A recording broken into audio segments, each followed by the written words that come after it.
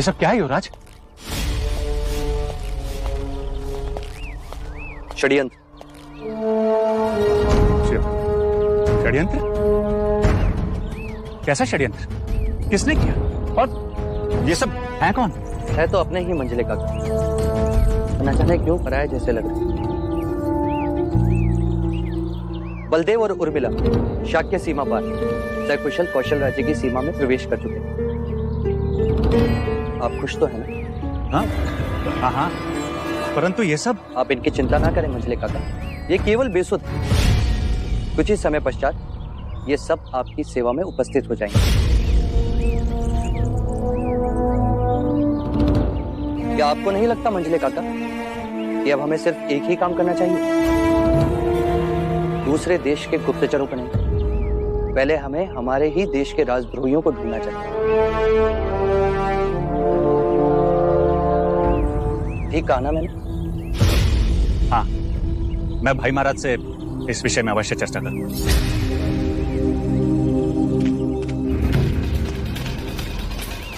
युवराज, हमें महाराज को भी ये बात बता देनी चाहिए कि किसी ने आपके प्राण लेने की नहीं चलना। बिना कारण बात को बढ़ाने से कोई लाभ नहीं। भले ही मंझले काका इस बात को महाराज तक पहुंचाने की, परंतु हम नहीं बताएं। सारे हत्यारे असफल हो गए, बलदेव बच गया, हमारी सारी कौड़ियां उल्टी पड़ गई। मंगला, अब एक बात तो निश्चित कि महाराज शुद्धोधन हमारे देवदत्त को कभी भी अपना उत्तराधिकारी नहीं बनाएंगे। अब हमें प्रत्यक्ष सामने आना होगा। कैसे आना?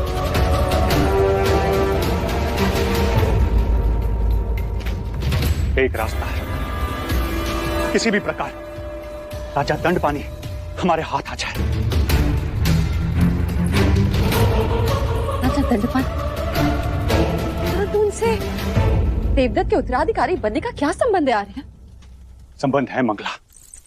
देवदत्त को उत्तराधिकारी बनाने के केवल दो ही रास्ते हैं। राजा दंडपानी की महाकौशल से घनिष्ठ मित्रता है और उनकी सहायता से हम महाराज प्रसन्नजीत तक पहुंचेंगे और फिर उनके साथ मिलकर कपिलवस्तु का राज पलट देंगे। और दूसरा रास्ता? यशोधरा। यशोधरा? हाँ मां, जब मैं यशोधरा को देवदाह पहुंचाने गया था तब उसकी जन्म कुंडली देखने कुछ ब्राह्मणगण आए और उन्होंने ये भविष्यवाणी की थी। बधाई हो महाराज दंडपानी, राजकुमारी यशोधरा की जन्म कुंडली में ऐसा ग्रह योग है कि उनका विवाह किसी चक्रवर्ती सम्राट से ही होगा।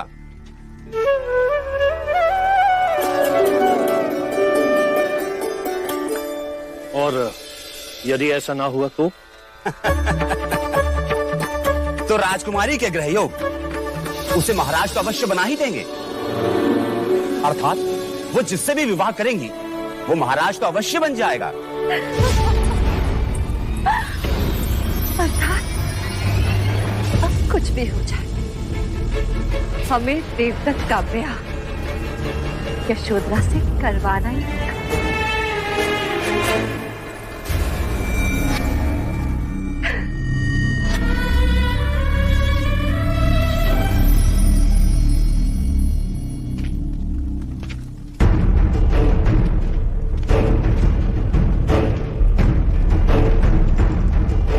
यह है कपिलवस्तु के वीर जो युवराज के हाथों पराजित हुए।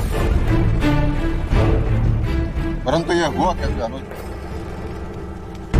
भाई महाराज, ये प्रश्न तो आपको हमारे सेनापति जी से पूछना चाहिए। क्षमा चाहूंगा महाराज। युवराज सिद्धार्थ विद्वान होने के साथ साथ एक शूरवीर, तेज और पराक्रमी योद्धा भी। जैसे क्षत्रिय को होना चाहिए।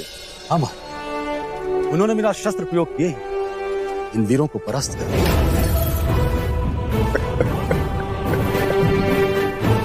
मैं अत्यंत प्रसन्न हूं। युवराज सिद्धार्थ ने केवल तुम्हें ही नहीं मुझे भी पराजित कर। यदि वो यहां उपस्थित होता तो मैं उसकी पीठ थपथपाता और उसे गले लगा।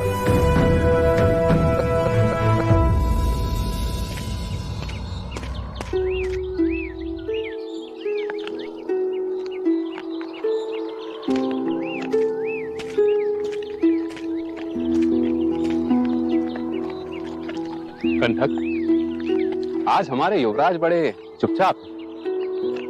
तुम इनसे कुछ बुलवा दो तो जाने।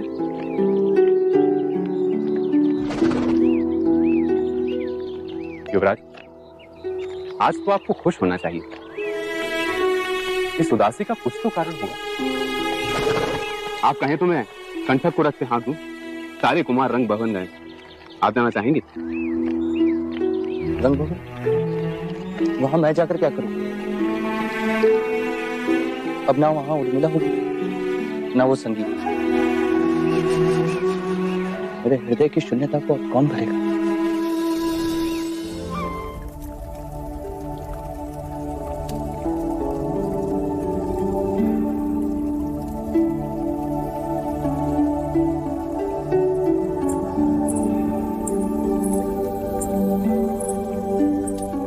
देव, श्रावस्ती से मेरे लिए क्या लाए? एक स्वप्न। स्वप्न? कैसा स्वप्न?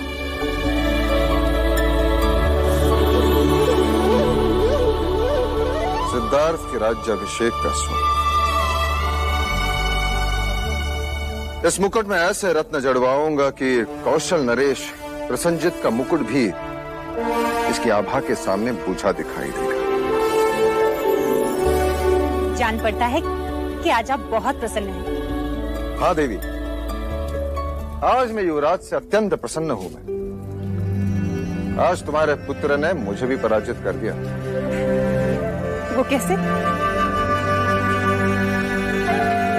हमारे नाक के नीचे से बलदेव को बचाए, वो भी अकेले। आज उसने ये सिद्ध कर दिया कि वो चतुर होने के साथ साथ पराक्रमी भी है। अब समय आ गया है कि शाक्य संघ की परंपरा के अनुसार उसे दीक्षा दी जाए। शुभ कार्य में विलंब कैसा? शुभ मुहूर्त निकाल के राज्याभिषेक करवा दीजिए। हाँ देवी, मैं आज ही कुलगुरु वाचस्पति से शुभ मुहूर्त निकाल दूं। शुभ मुहूर्त तो विवाह का निकालना चाहिए कुलगुरु से। विवाह का मुहूर्त? हमारा पहले युवराज का विवाह करवाएं, उन्हें गृहस्थ जीवन का आनंद लेने दें, फिर राजनीति का पाठ पढ़ाएं। और फिर ये मुकुट उनके सर पर रखकर उन्हें सिंहासन सौंप।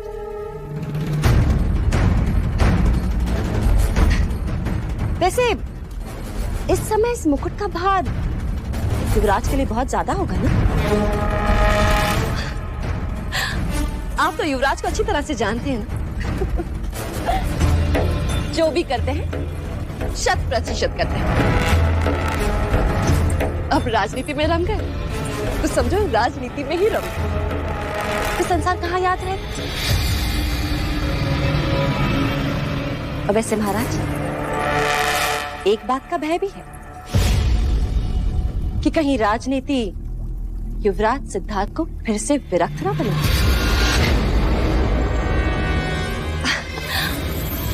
और भले आपको दादाश्री बनने की जल्दी ना हो, परंतु महादेवी प्रजापति को तो क्या कहना चाहती हो तुम? यही महाराज कि वसंत ऋतु का अवसर है, आयु भी हो चुकी है। यही सही समय है जब हमें युवराज और बाकी कुमारों का विवाह करवा देना चाहिए। क्यों महादेवी? हाँ देव, मंगला दीदी ठीक कह रही है। कुछ दिनों पश्चात वसंत उत्सव है। क्यों ना हम इस उत्सव को युवा उत्सव में बदल दें, जहां समस्त शाक्य राजकुल के सभी राजकुमार और राजकुमारियां एक दूसरे से मिली, एक दूसरे को पसंद करें और जीवन का एक क्रम पूर्ण हो, विवाह हो। हाँ, और फिर युवराज सिद्धार्थ का राज्याभिषेक तो कभी भी कर सकते हैं। सिंहासन घर में ही तो है। अब वैसे लगे हाथ अमिता को भी आग्रहपूर्ण निमंत्रण देवता भेजते। यशोदा की आयु भी तो विवाह के योग्य हो गई है ना? आपने तो मेरे शब्द छीन लिए मंगला दीदी। देव, मंगला दीदी का विचार सराहनीय है। अभी तो केवल शब्द छीने हैं महादेवी प्रजापति। तुम्हारी सारी खुशियां ना छीनूं तो कहना। यशोधरा को आने तो दो।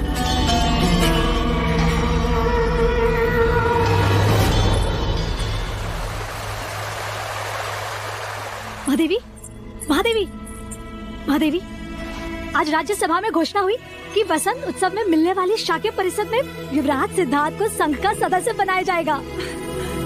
सच?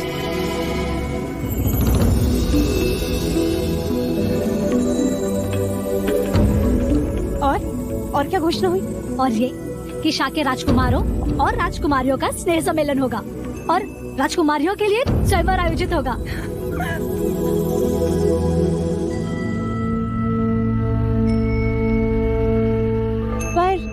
तू क्यों इतना खुश हो रही है? वो इसलिए क्योंकि जिस कामना हेतु आप ये दिए कर रही है ना, वो बहुत जल्द पूर्ण होने जा रही है। राजकुमारी यशोधरा आ रही है महादेवी, और अमिता दीदी के यहाँ देवदा में निमंत्रण भेजा जा चुका है। रशिका, तुझे पता है मुझे यशोधरा बहुत पसंद है। बस अब ये देखना है कि उसे भी सिद्धार्थ पसंद आ जाए। तो आप एक दिया और कीजिए, क्योंकि आपकी ये इच्छा तो कब की पूर्ण हो चुकी है। क्या? वो कैसे? महादेवी, यशोधरा की आंखों में मैंने युवराज सिद्धार्थ के लिए प्रेम देखा है, और देवदा चाहते हुए कह रही थी कि देखना कुछ ही समय में मैं रानी बनकर लौटूंगी इस कपिलवस्तु में। और सिद्धार्थ की आंखों में क्या है लौशिका? प्रश्न। वो तो स्वयं नहीं जानते कि उन्हें यशोधरा से प्रेम हो चुका है। वो अभी प्रेम की परिभाषा ही ढूंढ रहे हैं। वो भी जल्दी ही मिल जाएगी। बस आपको उन दोनों को एक करना है। लो, अब तो शगुन का घंट भी बज गया। ईश्वर ने भी अनुमति दे दी। अर्थात यशोधरा को भी साथ बुलाया है। माँ, इतनी प्रसन्न होकर क्या पढ़ रही हो? किसी के विवाह का निमंत्रण आया है क्या? हाँ, ऐसा ही समझ ले। कपिल वस्तु से आया है। वहाँ स्नेह सम्मेलन में युवा उत्सव का आयोजन भी किया गया है। शाक्य कुल के समस्त राजकुमार और राजकुमारी आएंगे वहाँ। और ये भी लिखा है कि हमारे बच्चे विवाह के योग्य हो गए हैं, इसलिए यशोधरा को भी साथ लाना। हाँ। अरे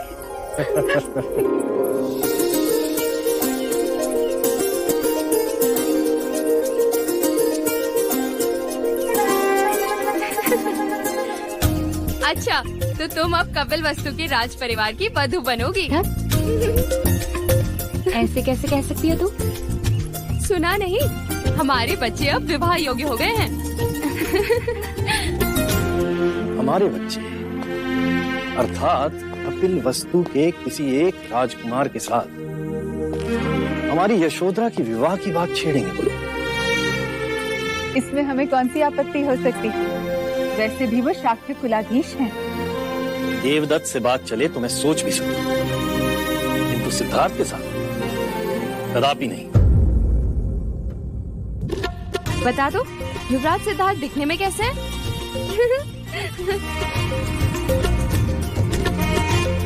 शब्दों से परे है।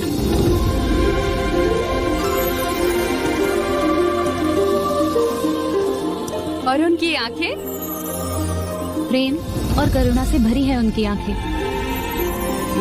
और उनकी मुस्कुराहट? उनकी मुस्कुराहट जो देखे मंत्रमुग्ध हो जाए। और उनकी वाणी? संगीत के सुरों की तरह।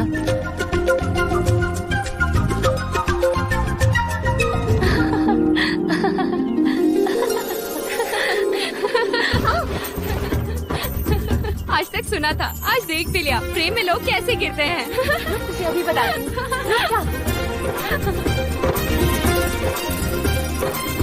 मुझे सिद्धार्थ पसंद है, परंतु मुझे देवदत्त पसंद है।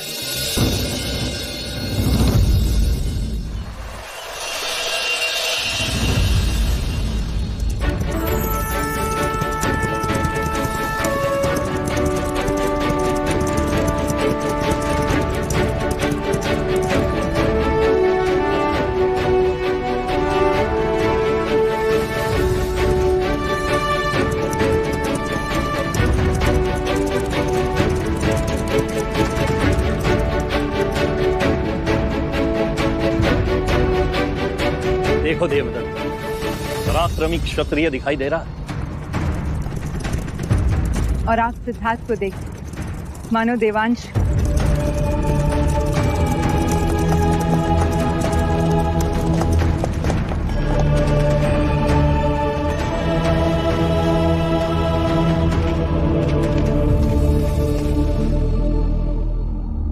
सिद्धार्थ का प्रणाम स्वीकार करें राजा दंडपाणी। जीते रहो।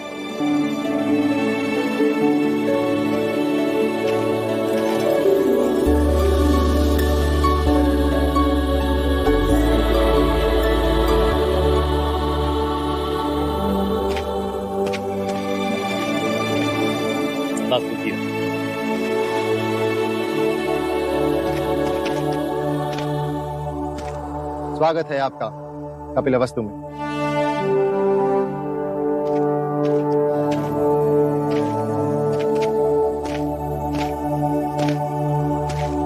यशोधरा, ये तुम्हारे लिए।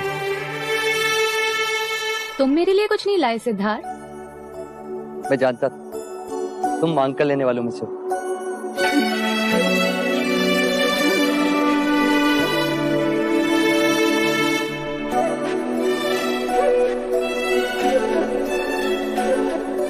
देवदत्त, ये सारे पुष्प मेरी ओर से तुम अपने पास ही रखो। मेरे लिए तो ये एक कमल ही पर्याप्त है। क्या अंतर है मेरे कमल में और सिद्धार्थ के दिए हुए कमल में? प्रत्यक्ष तो कोई नहीं, किंतु हाँ, परोक्ष अवश्य है। हाँ देवदत्त, ये सारे पुष्प तुमने अपने सेवकों से मंगवाए हैं और सिद्धार्थ स्वयं जाकर लेकर आए हैं। हाँ, देखो, सिद्धार्थ के पैरों में अभी भी मिट्टी लगी है।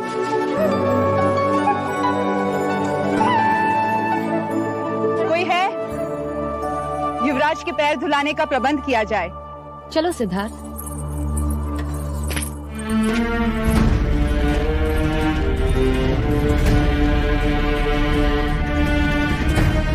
लाओ। राजा द्रोणोदन तुम्हारे बड़े गुणगान कर रहे थे, कह रहे थे तुमने एक चीते का सर काट दिया।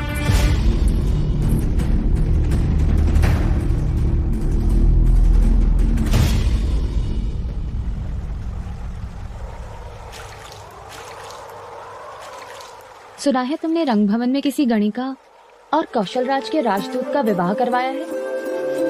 हाँ, वो दोनों एक दूसरे से बहुत प्रेम करते थे।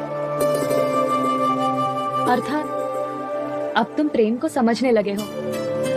हाँ, कुछ कुछ समझने लगा हूं, पर अनुभूति से वंचित हूं। अरे गोपा, क्या हुआ गोपा? कुछ नहीं।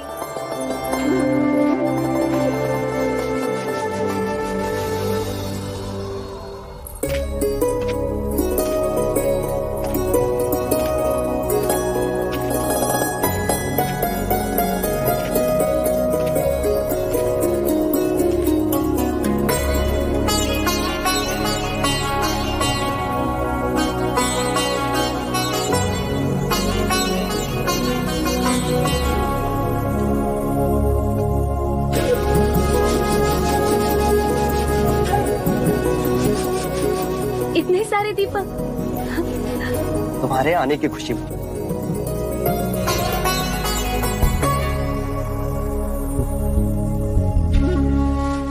तो अब शब्दों को दृश्य में बदलना सीख लिया तुमने।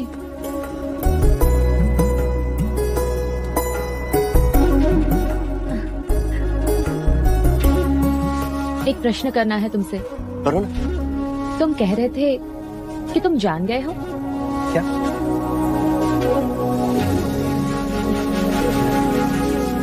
प्रेम को।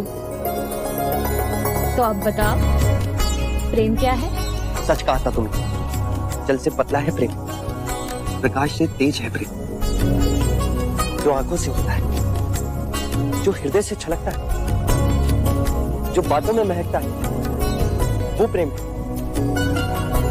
प्रेम सब जगह दिखाई देता है। वृक्ष लिपटी इन लताओं को देखो, हरी झाड़ियों और सरोवर में प्रेम,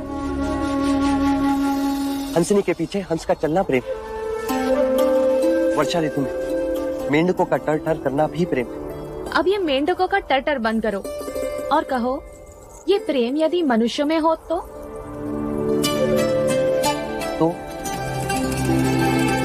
निर्भय हो जाता है, एक दूसरे के प्रति अपने प्राणों को न्योछावर कर सकता है।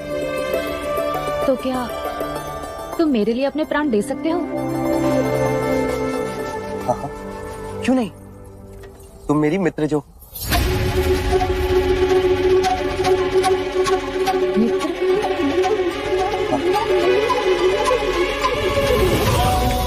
और कुछ नहीं? और क्या गोपा?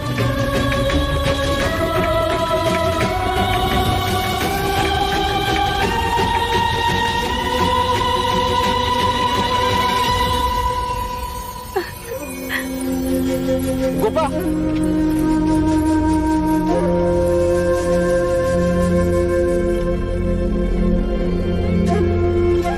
कभी हंसते हंसते भाग जाती, कभी रोते रोते भाग जाती। मैं तुम्हें समझ ही नहीं पाया गोपा, तुम चाहती क्या?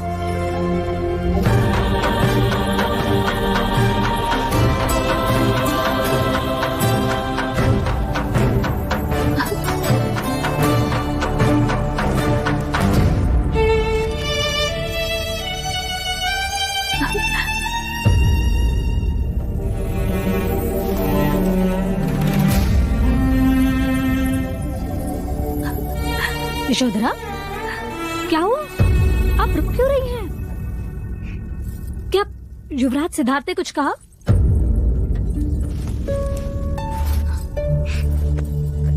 कुछ नहीं।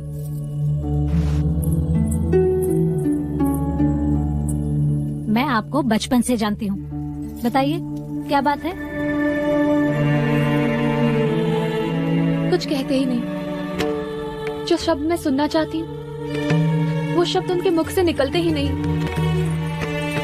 क्या सुनना चाहती हैं आप? यही कि तुम्हारी बहुत याद आई। मैं तुमसे प्रेम करता हूँ। और हमारे युवराज क्या बातें करते हैं? वृक्ष की लताओं की, सरोवर की, बारिश की, मौसम की, मेंढक की, ज्ञान की और केवल ज्ञान की बातें। प्रेम की तो जैसे कोई अनुभूति ही नहीं है उन्हें।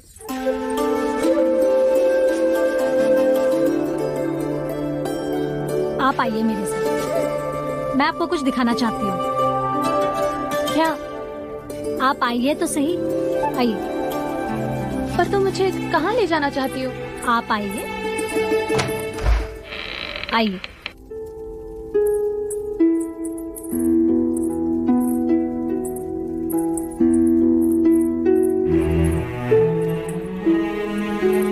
ये क्या है? वो शब्द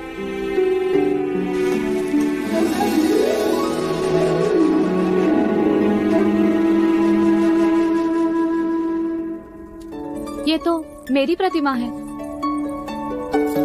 ये किसने बनाई? युवराज ने।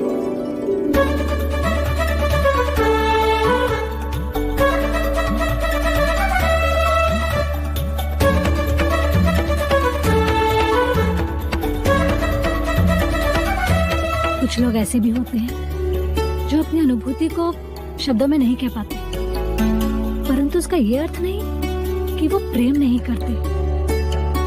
युवराज तो स्वयं नहीं जानते कि वो आपसे कितना प्रेम करते हैं। सच? हाँ, अन्यथा ये प्रतिमा कैसे बनती? युवराज के हृदय मंदिर में आपके सिवा और कोई नहीं है।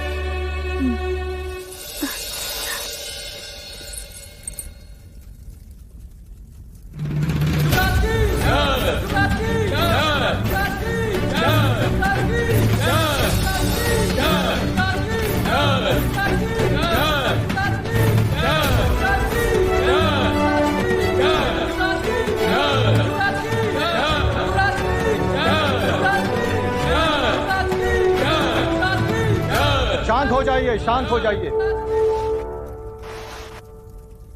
शाह के संग को इस बात की अपार प्रसन्नता है कि आज उनके बीच एक ऐसा व्यक्ति संघ का सदस्य बनने जा रहा है जिनका लोक चाहन इतना अधिक है कि उनकी उपस्थिति से संघ उत्साहित होगा और सदैव गौरव अनुभव करेगा। मैं शाक्य कुल नरेश महाराज शुद्धोधन के जयेश पुत्र सिद्धार्थ गौतम को शाक्य संघ का सदस्य बनाने का प्रस्ताव रखता हूं। क्या इनकी सदस्यता सबको स्वीकार है?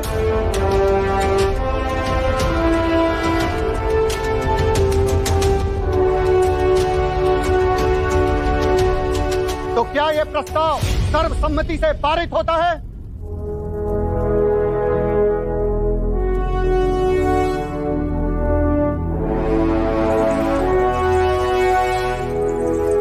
युवराज सिद्धार्थ गौतम को शाक्य संघ का सदस्य बनने की बधाई हो युवराज, बधाई हो।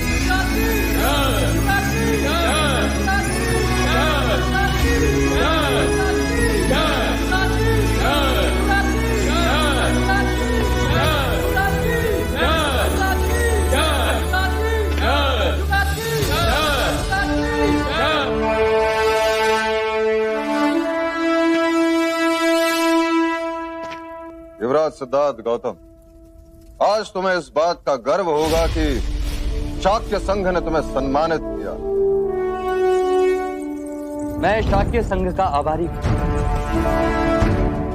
संघ के सदस्य के कुछ कर्तव्य होते हैं। तुम्हें संघ के लिए सदैव उपस्थित रहकर तन मन धन से शाक्यों के हित की रक्षा करनी होगी। मैं ये वचन देता हूं, मैं पूरी निष्ठा के साथ उनका पालन करूंगा। किसी भी शाक्य सदस्य का दोष पता चलने पर तुम संघ को उसके बारे में सूचित करोगे। स्वयं का दोष प्रमाणित होने पर दंड स्वीकार करना पड़ेगा।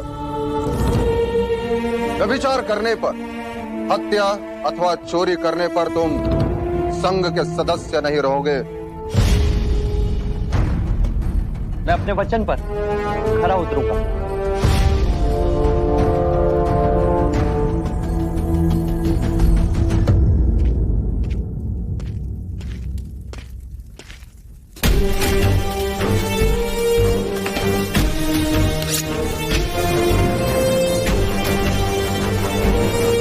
मैं ये प्रतिज्ञा करता हूं, मैं शाक्य कुल के सभी नियमों का सदैव पालन करूंगा। शाक्य कुल पर आने वाली सभी विपत्तियों का सामना करूंगा।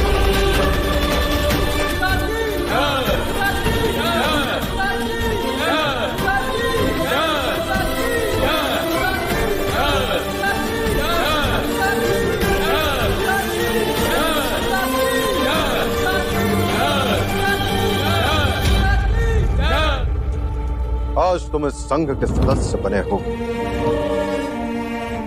कल इसी संघ के शिरोमणि भी बनोगे और हम शाक्यों का नाम संपूर्ण भारतवर्ष में गूंजेगा।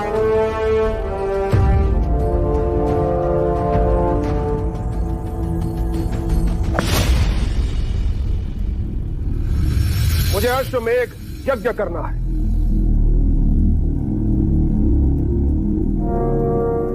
आप अश्वमेघ यज्ञ का अर्थ जानते महाराज? जानता हूं और समझता भी हूं महामंत्री।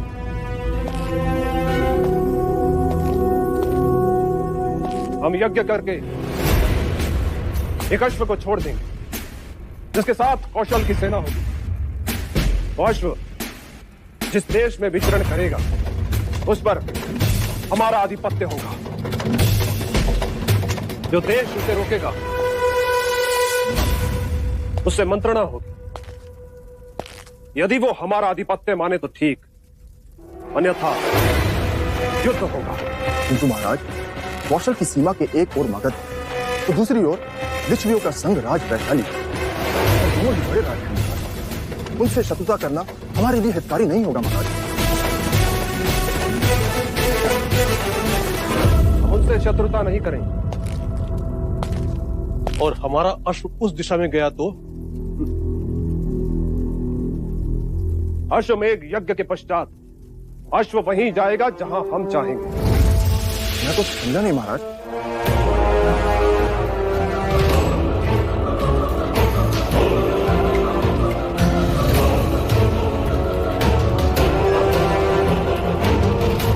ये हमारी सेना और ये उनकी सेना, परंतु हमारे सबसे निकट शाक्यों का गणराज और अश्व। सबसे पहले शाक्यों के देश कपिलवस्तु जाए। अश्वमेघ के अश्व को देख राजा शुद्धोधन हमसे संधि कर ले तो ठीक, नहीं तो हमें युद्ध करने का कारण मिले और हम तलवार की धार कपिलवस्तु को जीत और समस्त शाक्य देश हमारा हो जाए, हमारा। शाक्यों की सेना मिलने के बाद हमारी सैन्य शक्ति भी भगत और विशाली जितनी शक्तिशाली हो जाएगी। क्यों महामंत्री?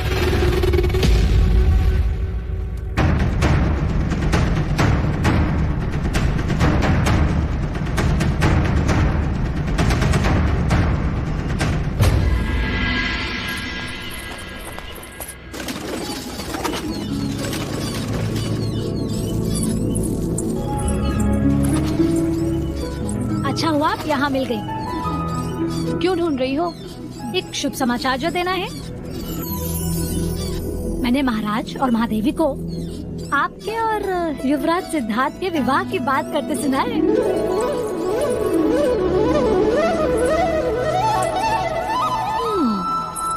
अब समझ में आया। अच्छा, क्या समझ में आया? कि आप हर दिन बिना भूले यहाँ दाना डालने की चली आती हैं। नाम इन पंछियों का और मिलन युवराज से। अरे तो सच सच बताइए, आप यहाँ युवराज की प्रतीक्षा कर रही थी ना? जानती हो तो फिर पूछ क्यों रही हो? इतना ही समझती हो तो फिर यहाँ क्यों रुकी हो? जाओ यहाँ से। अरे जाओ।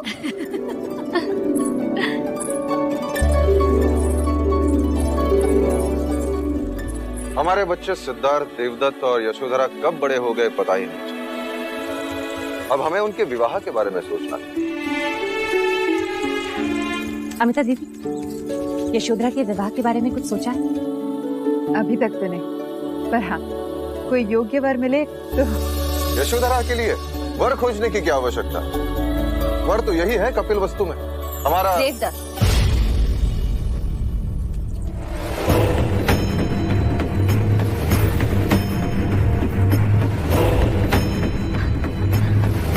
यही कहना चाह रहे थे ना आप महाराज?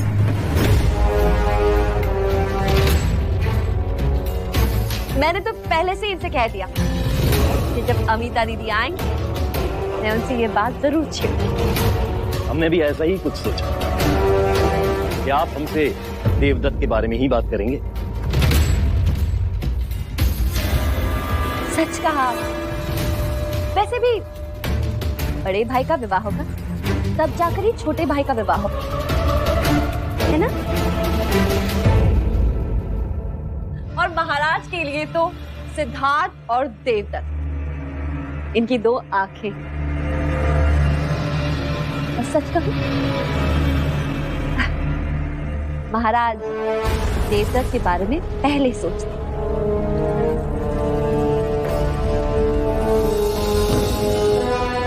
आप बैठे क्या हैं?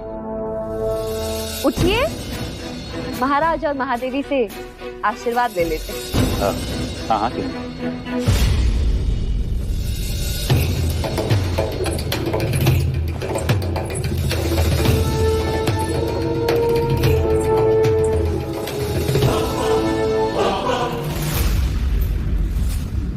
सबके सब बस दाना चुगे जा रहे हो। है किसी को मेरी परवाह? है कोई जो जाकर युवराज को बुला लाए?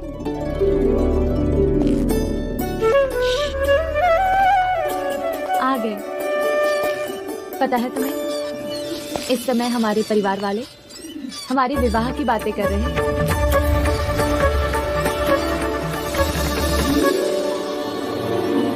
यही शुभ समाचार सुनाने तो मैं यहाँ आया।